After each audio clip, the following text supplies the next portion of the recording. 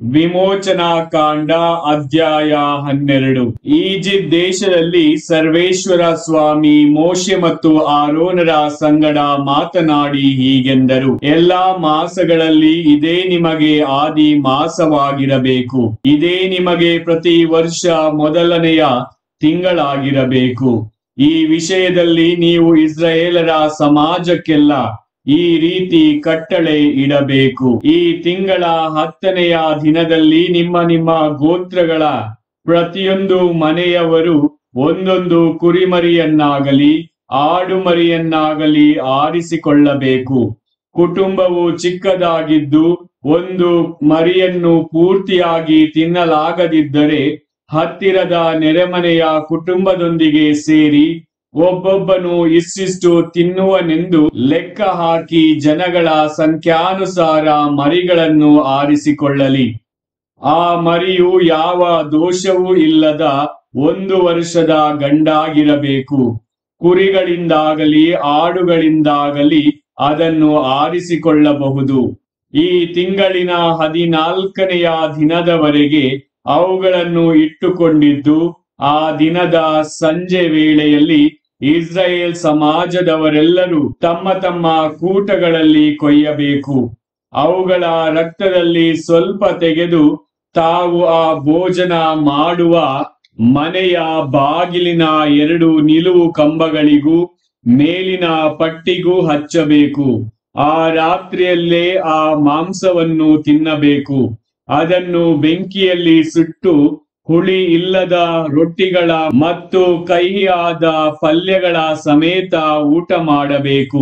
ಅದನ್ನು ಹಸಿಯಾಗಿಯೂ ಅಥವಾ ನೀರಿನಲ್ಲಿ ಬೇಯಿಸಿಯೋ ತಿನ್ನಕೂಡದು.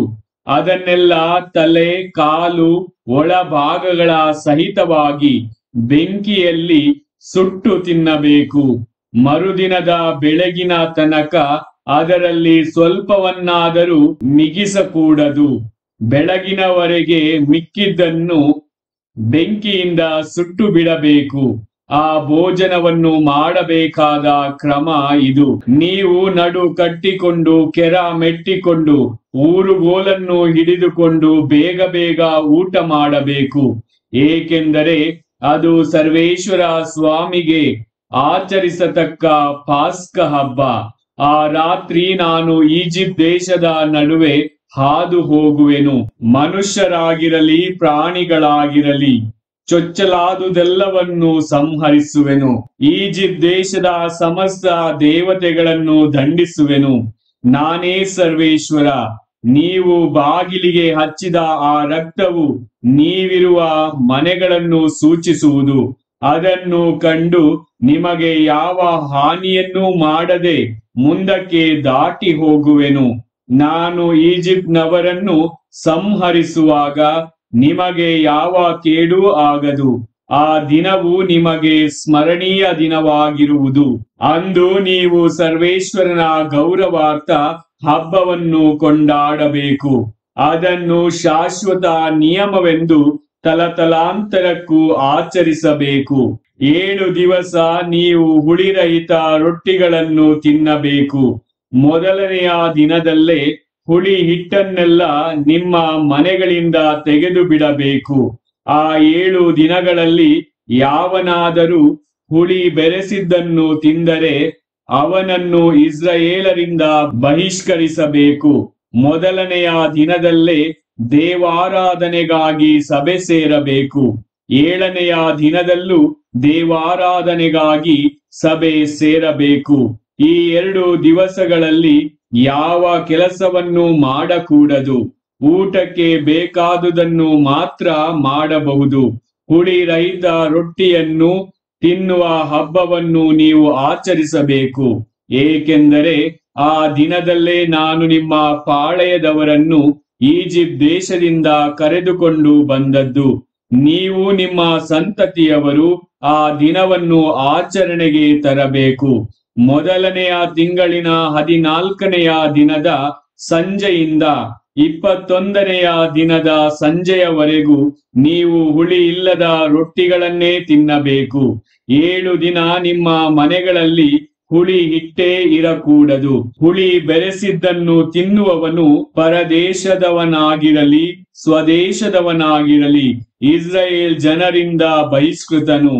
ನೀವು ನಿಮ್ಮ ಎಲ್ಲಾ ಮನೆಗಳಲ್ಲಿ ಹುಳಿ ರಹಿತ ರೊಟ್ಟಿಗಳನ್ನು ತಿನ್ನಬೇಕೇ ಹೊರತು ಹುಳಿ ಸಹಿತವಾದ ಯಾವುದನ್ನು ತಿನ್ನಕೂಡದು ಎಂದು ವಿಧಿಸಿದರು. ಮೋಶೆ ಇಸ್ರಾಯೇಲರ ಹಿರಿಯರೆಲ್ಲರನ್ನೂ ಕರೆಯಿಸಿ ಅವರಿಗೆ, ನೀವು ನಿಮ್ಮ ನಿಮ್ಮ ಕುಟುಂಬಗಳಿಗಾಗಿ ಹಿಂಡಿನಿಂದ ಮರಿಗಳನ್ನು ಆರಿಸಿಕೊಂಡು ಪಾಸ್ಕ ಹಬ್ಬಕ್ಕೆ ಕೊಯ್ಯಿರಿ. ಹೀಸೋಪ್ ಗಿಡದ ಕುಚ್ಚನ್ನು ಬಟ್ಟಲಿನಲ್ಲಿರುವ ಆ ರಕ್ತದಲ್ಲಿ ಅದ್ದಿ ಬಾಗಿಲಿನ ಪಟ್ಟಿಗೂ ಅದರ ನಿಲುವು ಕಂಬಗಳೆರಡಕ್ಕೂ ಹಚ್ಚಿರಿ.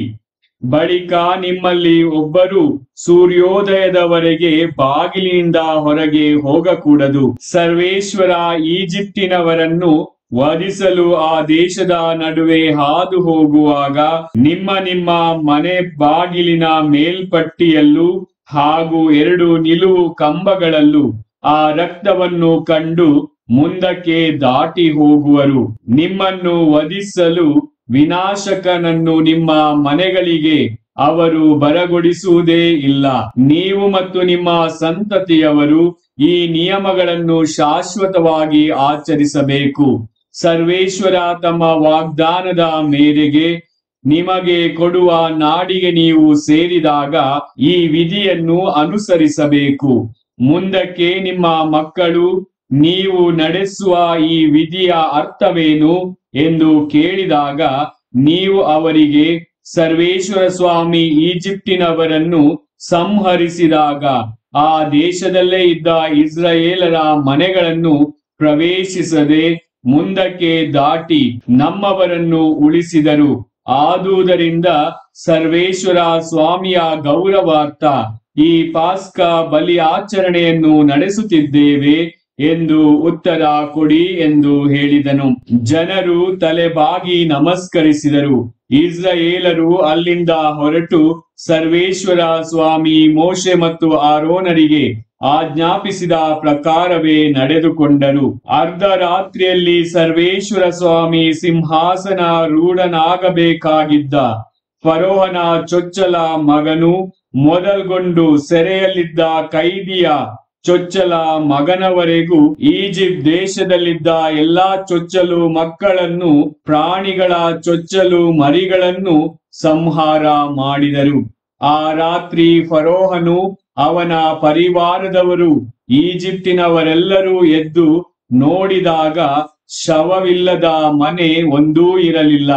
ಆದುದರಿಂದ ಈ ದೇಶದಲ್ಲೆಲ್ಲ ದೊಡ್ಡ ಗೋಳಾಟ ಎದ್ದಿತು. ಫರೋಹನು ಆ ರಾತ್ರಿಯಲ್ಲೇ ಮೋಶೆ ಮತ್ತು ಆರೋನರನ್ನು ಕರೆಯಿಸಿದನು.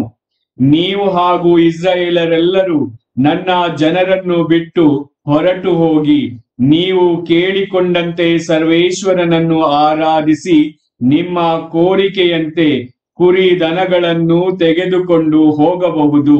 ನನ್ನ ಹಿತಕ್ಕಾಗಿಯೂ ಪ್ರಾರ್ಥನೆ ಮಾಡಿ ಎಂದನು. ಈಜಿಪ್ಟಿನವರು ನಾವೆಲ್ಲರೂ ಸಾಯುತ್ತೇವೆ ಎಂದುಕೊಂಡು ತಮ್ಮ ದೇಶವನ್ನು ಬಿಟ್ಟು ಬೇಗನೆ ಹೋಗಬೇಕೆಂದು ಇಸ್ರಾಯೇಲರನ್ನು ಒತ್ತಾಯಪಡಿಸಿದರು.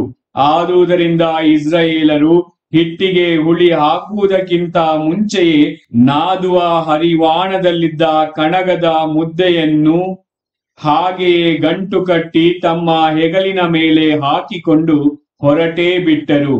ಮೋಶೆ ಹೇಳಿಕೊಟ್ಟ ಹಾಗೆ ಈಜಿಪ್ಟಿನವರಿಂದ ಬೆಳ್ಳಿ ಬಂಗಾರದ ಒಡವೆಗಳನ್ನು ಹಾಗೂ ಬಟ್ಟೆ ಬರೆಗಳನ್ನು ಕೇಳಿಕೊಂಡರು.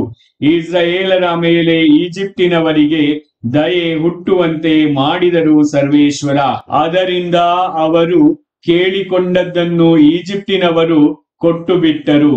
ಹೀಗೆ ಇಸ್ರಾಯೇಲರು ಈಜಿಪ್ಟಿನವರ ಸೊತ್ತನ್ನು ಸುಲುಗೆ ಮಾಡಿಕೊಂಡರು. ಇಸ್ರಾಯೇಲರು ರಮ್ಸೆಸ್ ಪಟ್ಟಣದಿಂದ ಹೊರಟು ಸುಕೋತಿಗೆ ಬಂದರು. ಅವರಲ್ಲಿ ಮಹಿಳೆಯರನ್ನು ಮಕ್ಕಳನ್ನು ಬಿಟ್ಟು ಗಂಡಸರ ಸಂಖ್ಯೆ ಸುಮಾರು 6 ಲಕ್ಷವಿತ್ತು. ಅವರೊಂದಿಗೆ ಬಹುಮಂದಿ ಅನ್ಯ ದೇಶೀಯರು ಹೊರಟು ಬಂದಿದ್ದರು. ಕುರಿ ದನ ಮುಂತಾದ ಪಶು ಪ್ರಾಣಿಗಳು ಬಹಳ ಬಿದ್ದವು.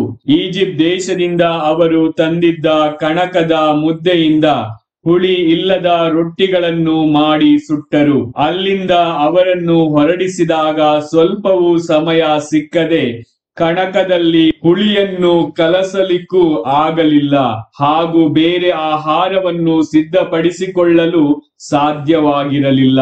ಇಸ್ರಾಯೇಲರು ಈಜಿಪ್ಟ್ ದೇಶದಲ್ಲಿ 430 ವರ್ಷಗಳ ಕಾಲ ವಾಸವಾಗಿದ್ದರು. ಈ 430 ವರ್ಷಗಳು ಕಳೆದ ನಂತರ ಅದೇ ದಿವಸದಲ್ಲಿ ಸರ್ವೇಶ್ವರನ ಪಡೆಗಳೆಲ್ಲವೂ ಈಜಿಪ್ಟ್ ದೇಶವನ್ನು ಬಿಟ್ಟು ಹೊರಟು ಬಂದವು. ಸರ್ವೇಶ್ವರ ಅವರನ್ನು ಈಜಿಪ್ಟ್ ದೇಶದಿಂದ ಹೊರಗೆ ಬರಮಾಡಲು ಜಾಗರೂಕರಾಗಿದ್ದದ್ದು ಆ ರಾತ್ರಿಯೇ. ಆದುದರಿಂದಲೇ ಇಸ್ರಾಯೇಲರೆಲ್ಲರೂ ತಲತಲಾಂತರಕ್ಕೂ ಸರ್ವೇಶ್ವರನ ಗೌರವಾರ್ಥ ಈ ರಾತ್ರಿಯಲ್ಲೇ ಜಾಗರಣೆಯನ್ನು ಅನುಸರಿಸಬೇಕು. ಸರ್ವೇಶ್ವರ ಸ್ವಾಮಿ ಮೋಶೆ ಮತ್ತು ಆರೋನರಿಗೆ ಹೀಗೆಂದರು: ಪಾಸ್ಕ ಹಬ್ಬ ಆಚರಣೆಯ ಕ್ರಮ ಇದು. ವಿದೇಶಿಯನಾರು ಈ ಭೋಜನದಲ್ಲಿ ಪಾಲ್ಗೊಳ್ಳಬಾರದು. ನೀವು ಕ್ರಯಕ್ಕೆ ಕೊಂಡ ಜೀತಗಾರನು ಸುನ್ನತಿ ಮಾಡಿಸಿಕೊಂಡವನಾದರೆ ಅಂಥವನು ಅದರಲ್ಲಿ ಭಾಗವಹಿಸಬಹುದು. ತಾತ್ಕಾಲಿಕವಾಗಿ ತಂಗಿರುವವನಾಗಲಿ ಕೂಲಿ ಆಳಾಗಲಿ ಅದರಲ್ಲಿ ಭಾಗವಹಿಸಬಾರದು. ಅಡಿಗೆ ಮಾಡಿದ ಮನೆಯಲ್ಲೇ ಅದನ್ನು ಊಟ ಮಾಡಬೇಕು. ಅದರಲ್ಲಿ ಕಿಂಚಿತ್ತನ್ನು ಆ ಮನೆಯಿಂದ ಹೊರಗೆ ತೆಗೆದುಕೊಂಡು ಹೋಗಬಾರದು. ಬಲಿ ಪ್ರಾಣಿಯ ಎಲುಬೊಂದನ್ನಾದರೂ ಮುರಿಯಕೂಡದು. ಇಸ್ರಾಯೇಲರೆಲ್ಲರೂ ಈ ಹಬ್ಬವನ್ನು ಆಚರಿಸಬೇಕು. ನಿಮ್ಮ ಬಳಿ ವಾಸವಾಗಿರುವ ವಿದೇಶಿಯನೊಬ್ಬನು ಸರ್ವೇಶ್ವರನಿಗೆ ಈ ಪಾಸ್ಕ ಹಬ್ಬವನ್ನು ಕೊಂಡಾಡಬೇಕೆಂಬ ಆಸೆ ಇದ್ದರೆ ಅವನು ಅವನ ಕುಟುಂಬಕ್ಕೆ ಸೇರಿದ ಗಂಡಸರೆಲ್ಲರೂ ಸುನ್ನತಿ ಮಾಡಿಸಿಕೊಳ್ಳಬೇಕು. ಬಳಿಕ ಅವನು ಬಂದು ಈ ಹಬ್ಬವನ್ನು ಆಚರಿಸಬಹುದು. ಅಂಥವನು ಸ್ವದೇಶ ಜನರಂತೆ ಆಗುತ್ತಾನೆ. ಆದರೆ ಸುನ್ನತಿ ಮಾಡಿಸಿಕೊಳ್ಳದ ಯಾವನೂ ಆ ಭೋಜನದಲ್ಲಿ ಭಾಗಿಯಾಗಕೂಡದು. ಸ್ವದೇಶಿಗೂ ನಿಮ್ಮೊಡನೆ ವಾಸವಾಗಿರುವ ವಿದೇಶಿಗೂ ಅನ್ವಯಿಸುವ ವಿಧಿ ಒಂದೇ ಆಗಿರುತ್ತದೆ. ಮೋಶೆ ಮತ್ತು ಆರೋನರಿಗೆ ಸರ್ವೇಶ್ವರ ಆಜ್ಞಾಪಿಸಿದ ಮೇರೆಗೆ ಇಸ್ರಾಯೇಲರೆಲ್ಲರೂ ನಡೆದುಕೊಂಡರು. ಆ ದಿನ ಸರ್ವೇಶ್ವರ ಇಸ್ರಾಯೇಲರನ್ನು ಪಡೆಯಾಗಿ ಈಜಿಪ್ಟ್ ದೇಶದಿಂದ ಹೊರಗೆ ಕರೆದೊಯ್ದರು. ಪ್ರಭುವಿನ ವಾಕ್ಯ.